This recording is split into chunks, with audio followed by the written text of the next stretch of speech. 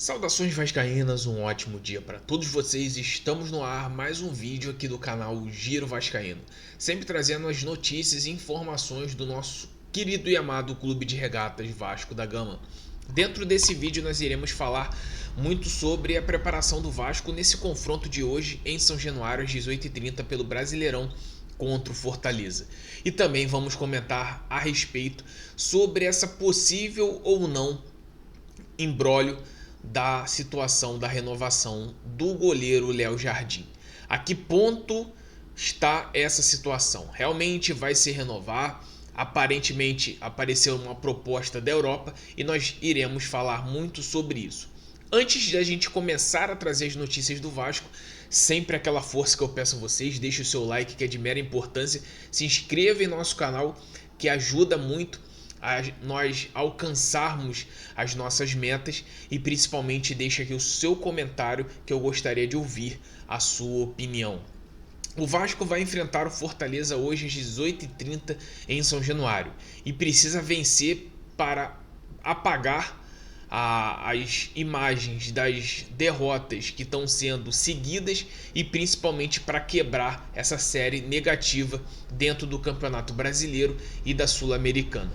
Se você se perguntar qual foi a última vitória do Vasco, acredito eu que vai demorar a você conseguir entender. Mas a última vitória do Vasco foi basicamente em São Januário contra o Sport, aquele jogo de 3-1 que o Vasco conseguiu vencer. E hoje, jogando em São Januário, o Vasco precisa do apoio da sua torcida. Aparentemente a torcida vai encher de novo o Caldeirão, vai encher São Januário para que o Vasco consiga vencer esse jogo.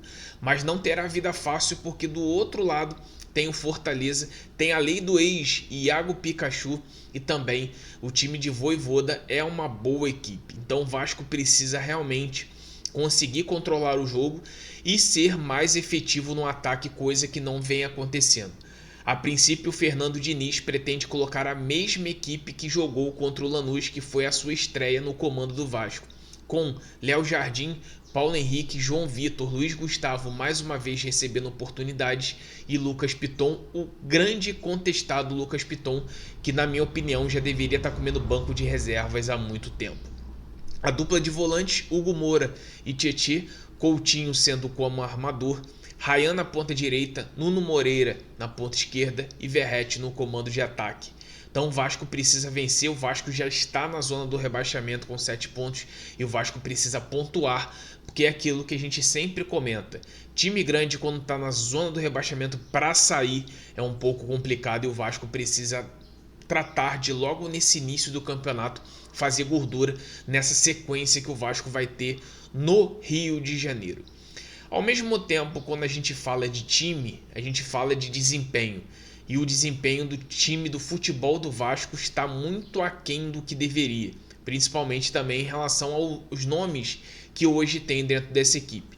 E um jogador que é muito contestado por boa parte da torcida é Felipe Coutinho.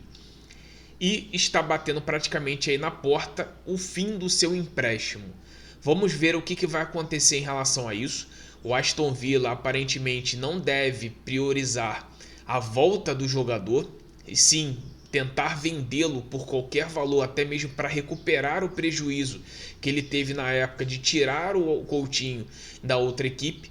Enfim, vamos ver o que pode acontecer e o Felipe Coutinho também está devendo muito hoje no campo e bola. Sei que o entorno dele não é aquele entorno à altura como ele poderia ter em outras equipes, mas isso aí é um papel da diretoria conseguir melhorar esse time, melhorar esse entorno, não só por parte estrutural de centro de treinamento, infraestrutura, entre outras coisas, mas também o time ao redor dele, que ele conseguisse ter outros jogadores de nível um pouco acima para que ele pudesse ser não só o protagonista, e sim dois protagonistas, coisa que o Vasco hoje, o time do Vasco, não tem nem pela questão de um time titular e nem pela questão do elenco.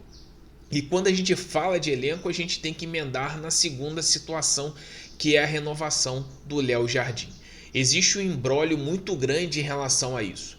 Aparentemente, o Vasco tenta usar uma cláusula em seu contrato para fazer uma renovação automática até o final de 2026.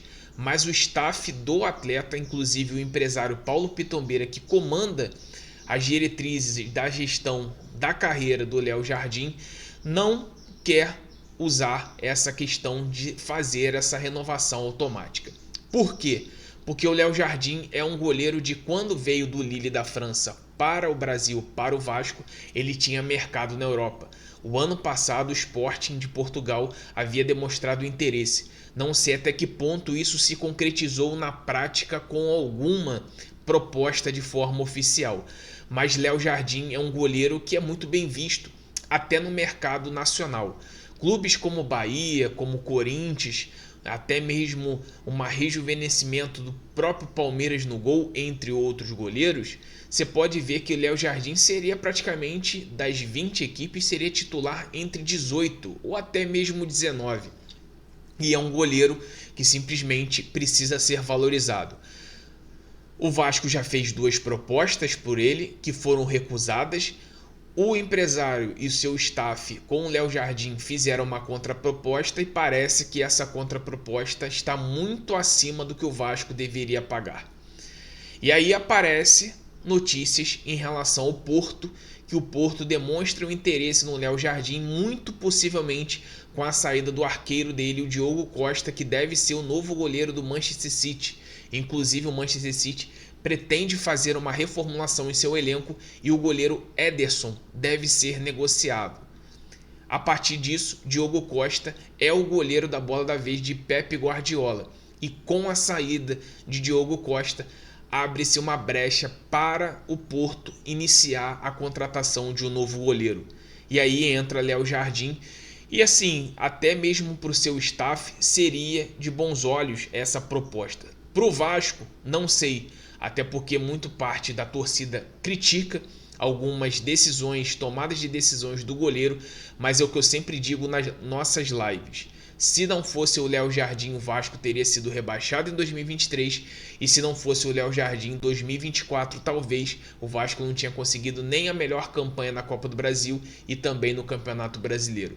Então é um goleiro que existe falhas como qualquer tipo de profissional, mas ele hoje é um dos pilares, é o único que salva dentro do gol. Imagine se tivéssemos um outro goleiro, o que poderia ser uma tragédia.